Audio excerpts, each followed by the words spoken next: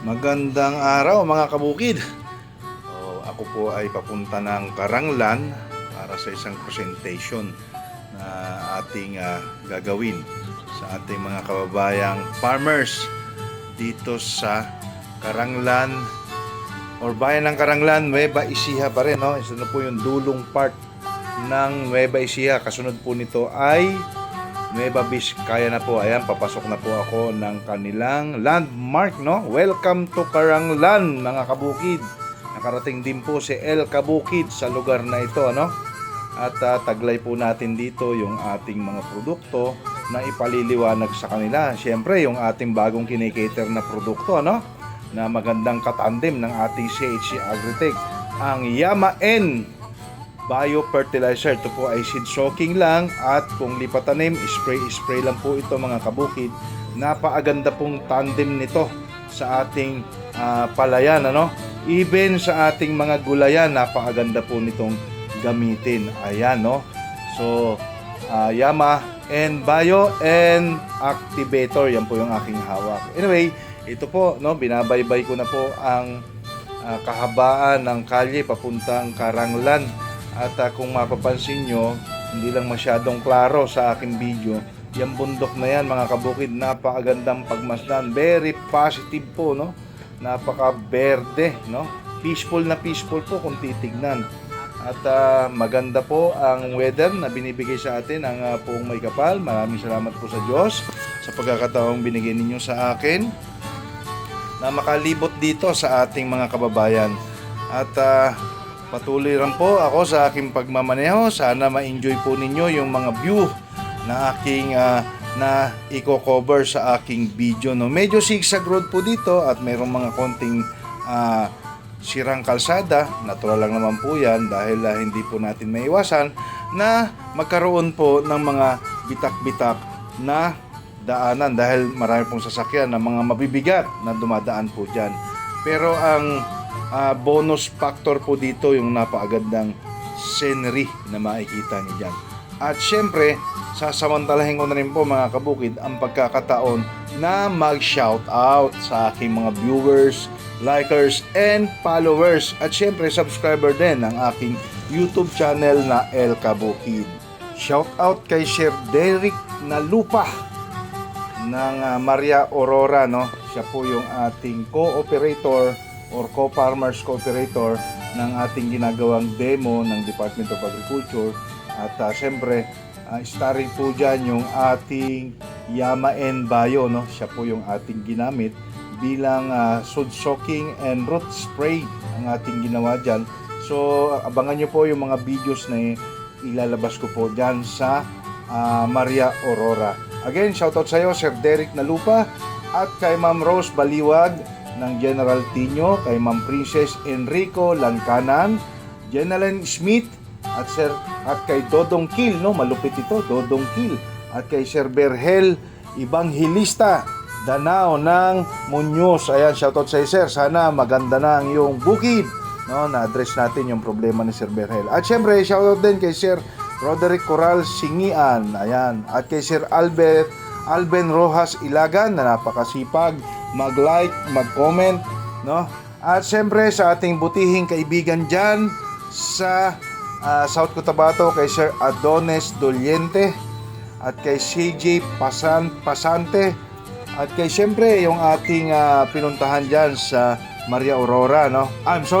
Sa Karanglan, kay Uncle Dang at sa kanyang asawa, kay Chris, kay Balong, kay Frank, at sa admin ng anak ako ng magsasaka, maraming salamat po sa pagyakap. At syempre, support nyo rin po yung vlog ni La Paz Vlog, no? Shoutout sa iyo, idol. Ingat ka lagi. At syempre, si Air Karaner Vlog naman, yung taga Laguna nating katropa din. At kay idol Michael Yantos ng Bystad. At syempre, sa admin din po ng Agri Tayo Dito, magsasaka ako. Shoutout sa iyo, sir. Maraming salamat. At kay Sir Roger Torres, hindi na tayo nagkakasama sa pagra-ride, idol. Ingat lagi. At kay Ma'am Mayhika Lipasa. Shoutout sa inyo. Ingat po kayo palagi. So, ayun, no? Dito, nakikita nyo, progressive na rin po pala ang bayan na ito. May mga establishment na rin na kagaya po ng mga Palawan, mga Enlolier, Cebuana, at saka TGP, meron na rin po sila rito. At maganda, no? Napakatahimik ng lugar na ito o ng bayan na ito, mga kabukid.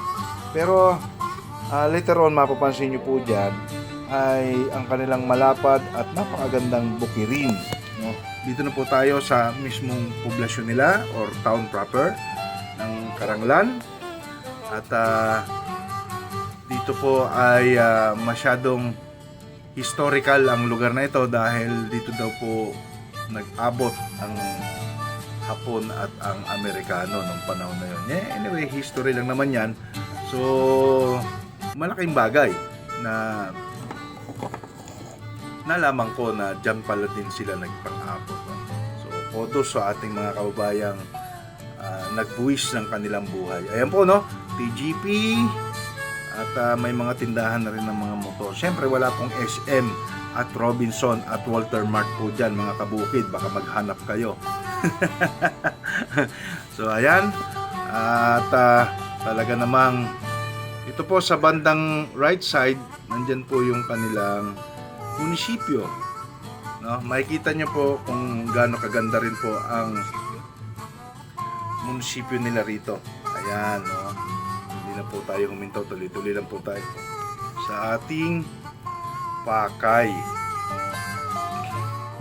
O, ito na po yung bukirin, no? Tapos bulubundukin po itong lugar na ito. Kaya kung magagawi kayo rito, na-enjoy nyo po kasi sa bandang dulo, hindi na po tayo nakarating doon. Meron daw po ditong dinadayong falls. Hindi po natin nakita yung mga kabukid. Kasi hindi naman yun ang ating purpose dito sa Caranglan. So ayan, pabalik na po tayo. Papunta na po tayo sa ating sadya, no? Sa ating mga kababayang farmers. At ito na po yung medyo crowded place dito sa kanilang lugar. At magle-left turn na po tayo rito. Papunta po tayong Barangay Burgos, no, ng Caranglan.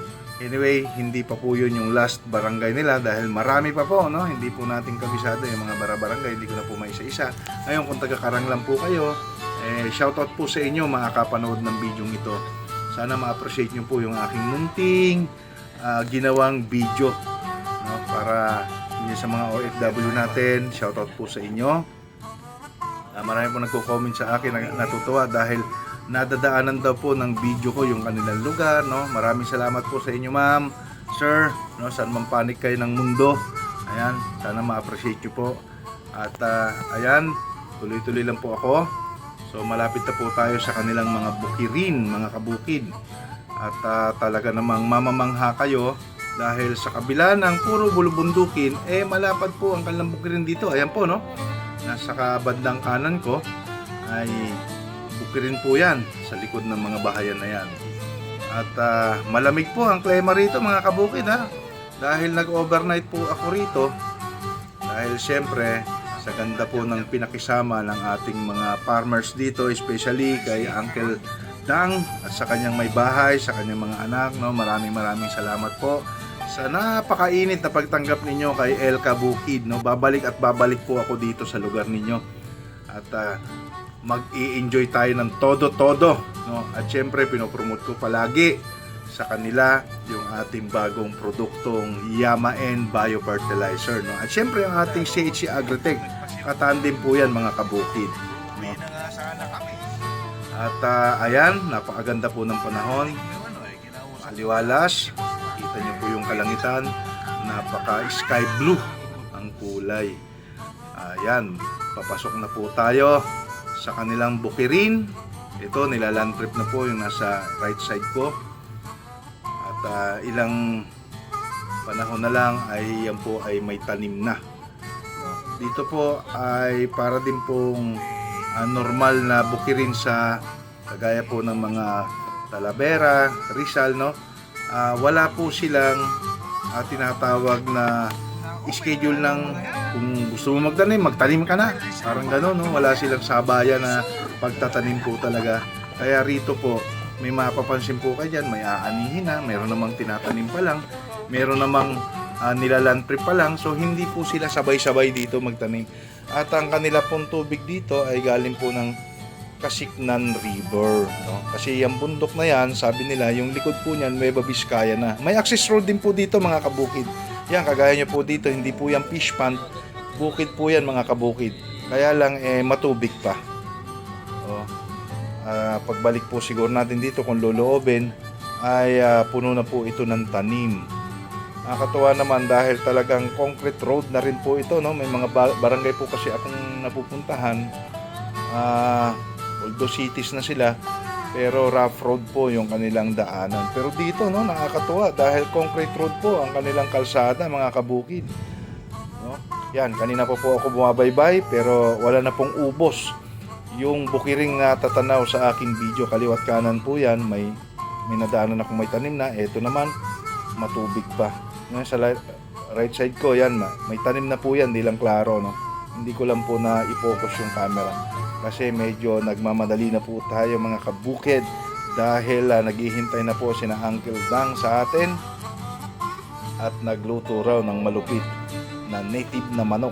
Yun, shout out uli. Napakasarap na tanghalian. Inabot na po kami ng tanghali. Medyo may kalayuan po kasi ito. 3 oras po ang binaybay namin galing Cabanatuan. Napakaganda po ng bundok, no? Hindi lang masyadong makita ang kagandahan sa aking video, pagpasensya nyo na po, pero sa actual po napakaganda po niyan. At kaliwat kanan, ito sa kabila, sapaw na po. Dito naman sa kanan ko ay hindi pa po, no? Kaya hindi sila pantay-pantay dito mga kabukid, ang kanilang tanim. Ayan, mayroon din po ditong resort, no, na medyo sumisikat na resort, no, dahil yung tubig nila ay natural, no, hindi po nilagyan ng chlorine, kaya yung po nakakatuwa. At talagang safe na safe, no, mainom mo man talagang kuwan. At saka every hour, no, pinapalitan po ng tubig. So dito naman po ay may tubig-tubig pa ang kanilang bukirin, pero sa kaliwa ko nagsasapaw na or sumasapaw na po, no, hindi po pareho. So ayan, malapit na po tayo sa ating pupuntahan, no. Pero may madadaanan pa po tayo rito steel bridge, no, or bakal na tulay na matagal na po, dahil sa katagalan pansin nyo po sa tulay talagang kinalawang na, sobrang kalawang na. At ang ganda pa rin ng ating mga bukirin, mga bundok na yan, no? Sana ma-appreciate nyo po mga kabukid, sa mga makakapanood dito. Shoutout po sa inyo. At ito lang po ang aking nakayanan. Wala po tayong lubay sa pagtakbo. At talaga namang patuloy sa pag-cover, no? Nangangalay na po yung aking kamay sa part na yan dahil wala po tayong hawak na gadget kundi yung camera lang po natin, no, mga kabukid, para na igagalaw ko po yung video. Lilipat ko po sa kaliwat kanan ng mga kabukid. So yun po. At sa aking pagpunta rito, hindi naman ako nabigo dahil nabigyan ko po ng kasiyahan yung mga taong nakinig ng aking presentation. Salamat po sa inyo. Babalikan ko po kayo. Promise po yan, no? Ganyan po si Kabukid mag-alaga ng ating mga kababayang farmers, no? Meron po tayong tinatawag na after sales. So ito na po, medyo malapit na po ako sa tulay na bakal, mga Kabukid. At pansinin nyo po yung kanilang bukirin, no? Yan, naglaland trip pa lang si kuya, yung iba mag-aani na. So ito rin po yung lugar na kung mahilig kayo mag-treasure, bagay po kayo pumunta rito. No? Dahil napakadami po ditong binaon daw ng hapon, no? Sabi nila, yan lang po ang narinig ko. So pwede po kayong pumunta dyan. At kung may mga kilala kayo, much better, no? Kasi mayroong sa inyong mag-guide. Mga treasure hunter dyan, shoutout po sa inyo. Huwag nyo lang pong sirain yung ating amang kalikasan. napakaganda po. So ito po yung kanilang overflow. Pagbaha po, dumadaan po din yung tubig. So paakyat na po ako sa tulay na bakal, no? At ayan, makikita nyo po, medyo luma na. Talagang medyo nakakatakot din, kaya lang wala namang ibang access kundi ito papunta sa Barangay Burgos. Ay, Nanay Nora, shoutout sa iyo, nandyan ka pala, hindi ko naman alam. Nasa Barangay San Agustin po si Nanay Nora, ang butihing nanay ni Ate Malu Mendoza. Paring Kim, shoutout din po sa iyo. Panoorin mo tong video na to para makita mo yung lugar ng asawa mo. Ayan, no? Yun, okay. So, ang ganda pa rin ng weather, mga ulap, mga kabukid. Parang nangungusap, no? Ang ganda. At malapit na po ako sa aking destinasyon. Makikita nyo na po yung lugar na aking pinuntahan dito. Very interior part po ng Caranglan, pero sulit naman dahil napakaganda po ang makisama ng aking mga napuntahang tao. Yan po yung resort na sinasabi ko sa inyo, mga kabukid. Medyo nag-expand po sila dyan, pero operational na po yan.